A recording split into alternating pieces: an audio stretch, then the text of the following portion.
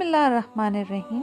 السلام علیکم ویورز۔ روایت ہے کہ لبید بن عاصم یہودی اور اس کی بیٹیوں نے حضور صلی اللہ علیہ وآلہ وسلم پر جادو کر دیا تھا، جس کا اثر حضور اکرم صلی اللہ علیہ وآلہ وسلم کے جسم مبارک پر نمودار ہوا، لیکن آپ کے قلب اور عقل و اعتقاد پر کچھ بھی اثر نہیں ہو سکا۔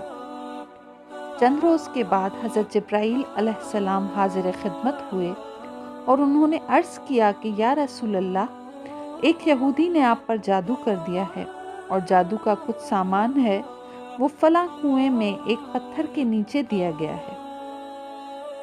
حضور صلی اللہ علیہ وآلہ وسلم نے حضرت علی رضی اللہ تعالیٰ عنہ کو بھیجا۔ انہوں نے کنویں کا پانی نکال کر پتھر اٹھایا تو اس کے نیچے سے کھجور کے گابھے کی تھیلی نمودار ہوئی۔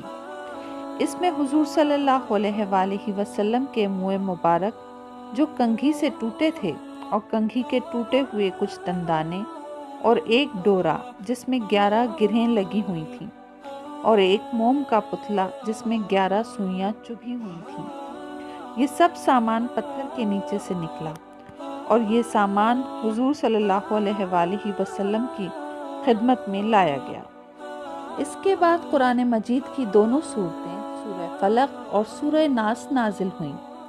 ان دونوں صورتوں میں 11 آیتیں تھیں۔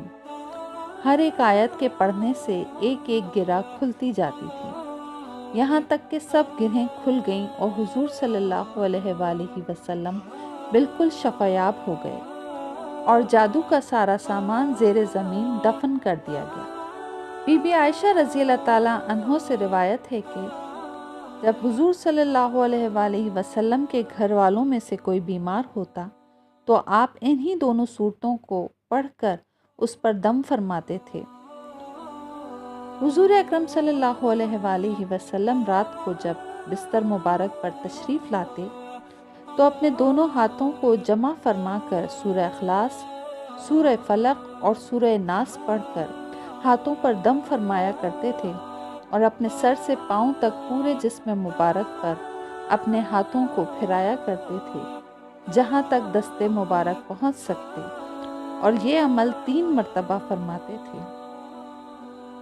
خلاصہ یہ ہے کہ سورہ فلق اور سورہ ناس یہ دونوں صورتیں جن و شیاطین، نظر بد، آسیب اور تمام امراض خصوصاً جادو ٹونے کا مجرب علاج ہیں۔